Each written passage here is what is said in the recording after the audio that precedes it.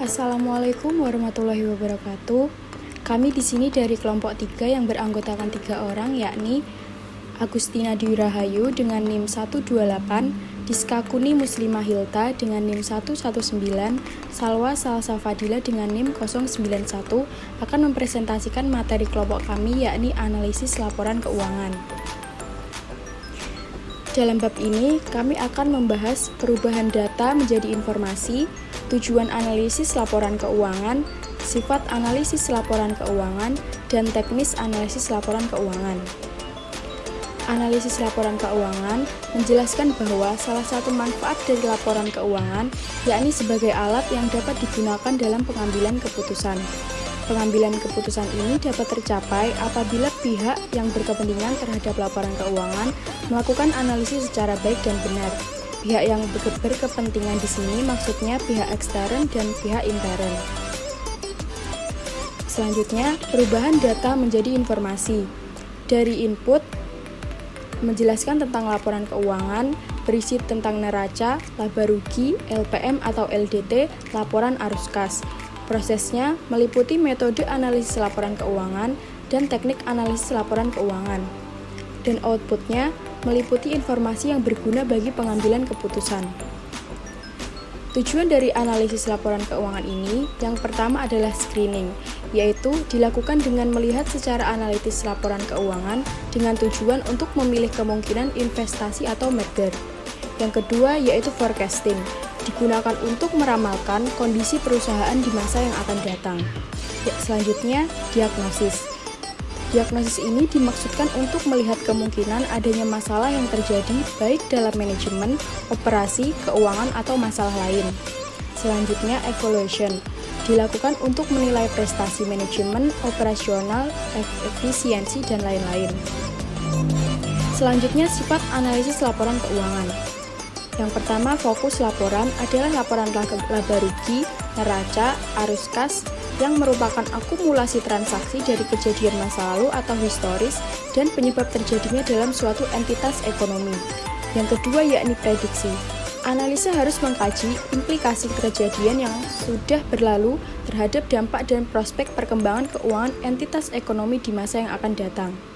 Yang ketiga yakni dasar analisis, yaitu laporan keuangan yang memiliki sifat dan prinsip tersendiri sehingga hasil analisis sangat bergantung pada kualitas laporan. Selanjutnya, teknis analisis laporan keuangan.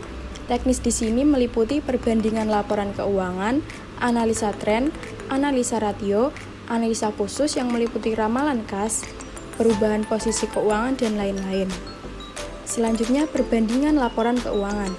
Yang pertama, membandingkan laporan keuangan dalam beberapa tahun atau secara horizontal. Perbandingan 1 tahun, buku atau lebih atas unsur-unsur yang terdapat dalam laporan keuangan. Perbandingan dengan perusahaan sejenis, dan perbandingan dengan rata-rata industri. C. Perbandingan dengan perusahaan sejenis, membandingkan hasil prosentase terhadap rata-rata prosentase pada industri sejenis.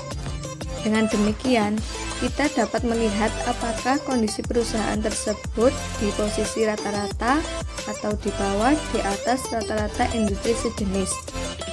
Contoh, misal rasio aset lancar perusahaan sebagaimana 48,3% dan rata-rata industri sejenis adalah 60%. Kondisi ini dapat disimpulkan bahwa perusahaan lebih efisien dalam menanamkan investasinya karena lebih banyak diinvestasikan pada aset yang produktif. D. Perbandingan dengan rata-rata industri, membandingkan hasil prosentase terhadap prosentase rata-rata industri. Dengan demikian, kita dapat melihat apakah kondisi perusahaan pada posisi rata-rata atau di bawah di atas rata-rata industri. Contoh, misal rasio aset lancar perusahaan 48,3% dan rata-rata industri adalah 60%. Kondisi ini misalnya dapat disimpulkan bahwa perusahaan lebih efisien dalam menanamkan investasinya karena lebih banyak diinvestasikan pada aset yang produktif. Bisa jadi juga sebaliknya, perusahaan terlalu banyak investasi pada aset tetap sehingga menjadikan perusahaan kurang liquid. perbandingan budget dan aktual. Misal, keterangan rekening, biaya tenaga kerja memiliki budget 100 juta, aktualnya 90 juta, penyimpangan atau deviasi 10 juta, termasuk favorable. Kedua, biaya administrasi, budget 150 juta, aktual 165 juta, penyimpangan atau deviasi 15 juta, termasuk unfavorable. Ketiga, pendapatan, budget 500 juta, aktual 600 juta, penyimpangan atau deviasi 100 juta, termasuk favorable. Dikatakan favorable apabila anggarannya lebih besar daripada realisasi.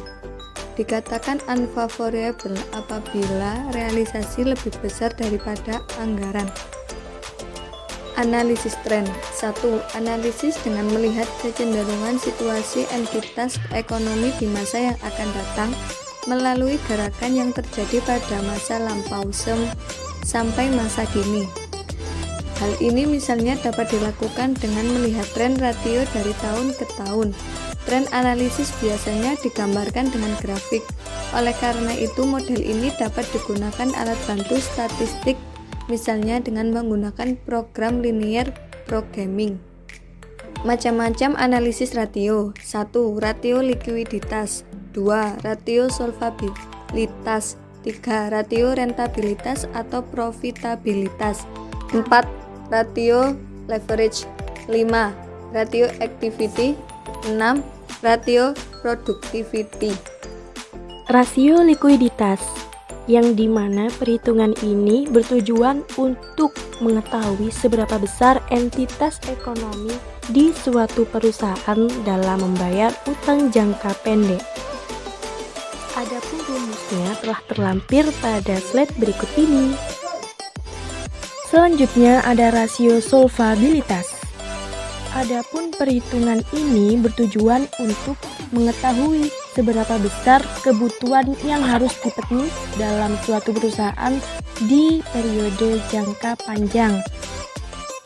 Adapun rumus untuk mengetahui rasio solvabilitas telah terlampir pada slide ini ya, terbagi menjadi 3 bagian. Yang pertama ada rasio utang atas modal, yang kedua ada debt service ratio, dan yang ketiga ada rasio utang atas aktiva. Selanjutnya ada rasio rentabilitas atau profitabilitas. Analisis ini membantu kita untuk mengetahui seberapa besar sih keuntungan yang didapat oleh suatu perusahaan. Sedangkan rasio rentabilitas ini telah dibagi menjadi 6 bagian. 6 bagian beserta perhitungannya bisa disimak di slide ini ya. Selanjutnya ada rasio leverage. Analisis ini bertujuan untuk mengetahui seberapa besar entitas utang perusahaan, ekonomi, maupun aset di suatu perusahaan. Dan yang perlu digarisbawahi bahwa rasio leverage ini tidak hanya diterapkan dalam perusahaan aja, melainkan juga diterapkan dalam perbankan. Selanjutnya ada rasio activity. Mudah diingat bukan? Kata activity adalah kegiatan yang dilakukan secara berhari-hari. Jadi analisis ini bertujuan untuk seberapa aktifnya suatu perusahaan dalam menjalankan suatu perusahaan, baik itu penjualan, produksi, dan lain-lain. Dan rasio activity ini telah dibagi menjadi 5 macam. Teman-teman bisa simak di slide berikut ini ya.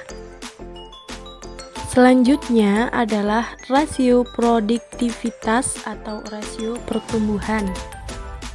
Analisis ini bertujuan untuk mengetahui seberapa besar, seberapa tinggi hasil pencapaian produktivitas di suatu perusahaan, yang dimana rasio ini meliputi 2 macam.